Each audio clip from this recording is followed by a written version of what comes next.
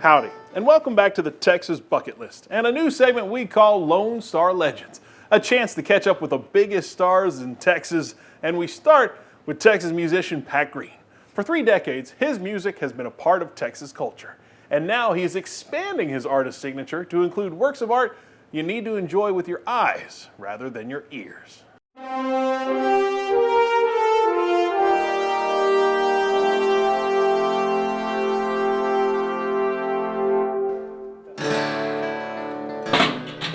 On the southwest side of Fort Worth, just a few miles from the famous stockyards, you'll find a gallery dedicated to the incredibly diverse world of art. These pretty paintings and stunning sculptures are part of the story to a particular Texas musician who simply produces pieces that come to him wave on wave. It's my passion, and it's also just the way I release everything that's crazy inside of me. Safer way to do it is through the art, I guess. Right, much safer. Better on my liver. Place where all the cowboys ride, place where all the outlaws hide. Pat Green is used to painting the town from the comfort of the concert stage. But when he's not playing to the crowd, he likes to get creative on the canvas. I get to spend my whole day here every day making stuff up, and then on my weekends I go to work. So Really? You're here every day? every day. Just creating. Got to do something. This is a guitar that is cut aluminum as well, that I painted with resin over the aluminum and then set it in a white aluminum to kind of give it a contrast. But you can really see the cubism side of it. Definitely tell it's a guitar, but it's not. It's not like a pretty guitar. Hey, it pops. I think it pops. It's really nice. The most surprising part is that people actually want to buy it. Pat named his showroom Galleywinter Gallery after the ranch he grew up on near Waco and one of his most popular songs. I'm going to Galleywinter. Your song, whenever I hear it, or I always assume Galleywinter was kind of a fictional place. I think in a way Galleywinter is a fictional place. It's a, Galleywinter is a, my brother said that's where, he was on the back of an Easy Rider rocking horse, and my mom asked him where he was going. And he said, I'm going to Galleywinter. And so the name stuck. Going to Galleywinter. Have you ever had a piece of art you've done and just decided, no, I mean that? I think everybody has. In fact, there's several of them back there. Yeah. Alongside artists Ginger Walker and Cheryl Hodge, Pat surrounds himself with the best of the best when it comes to whatever craft he's working on. I'm outmatched by these people. They're much better artists than I am. If you're a golfer, you know, if you play golf with better golfers than you become better.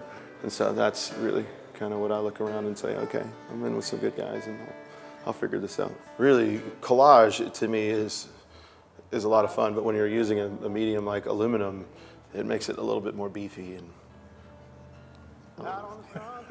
manly. Yeah. The last 3 sentences are filled with words I never thought I'd hear Pat Green say. Yeah. There you go. I like to make collages. Yeah.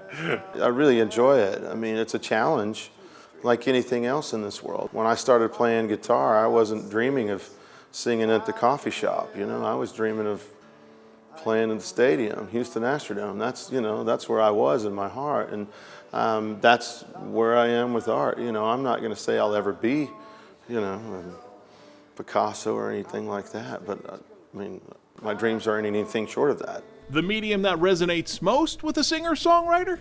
Sculpture. You know, these horses are in a sense, the form is right, but the tails and the manes are not, and the ears are not done. Where I fell in love with art was when I started into sculpture and started creating things that were 3-dimensional that you could put your hands on. This is a guitar god, right? And so his chest and where his heart is, that's where the music, the sound comes from, and that's his, you know, the guitar stock and his hair kind of, you know, I don't know. That's my closest I've come to a self-portrait in sculpture. Where do you start on something like this? The guitar, the skis, the I have body? no idea where I started on that. I mean, it was literally just one night, and I was just like, let's go to town and have some fun. Matisse once said that creativity takes courage. And for Pat, he's got the creativity part down, well, pat. So much so that even his commissioned pieces are no problem. I'm kind of used to that kind of pressure. I've been on a stage, I've been in front of people.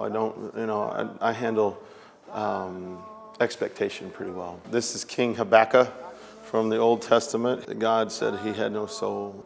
So this guy, yeah, he had it all, but he lacked the heart. That's something Pat doesn't have to ponder when it comes to his passions.